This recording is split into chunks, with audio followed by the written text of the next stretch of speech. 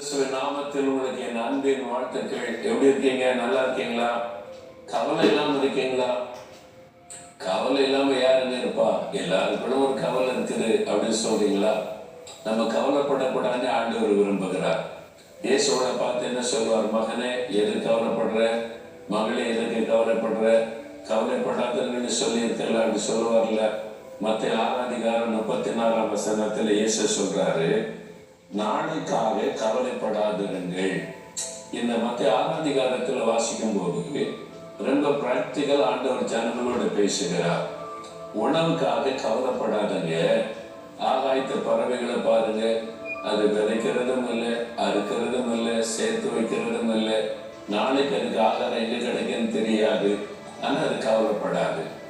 ஏன்னா தன்னை சிருஷ்டித்த தெய்வம் தன்னை போஷிப்பான்னு அதுக்கு தெரிகிறது. மனுஷனுக்கு மட்டும்தான் தெரிய மாட்டேங்குது.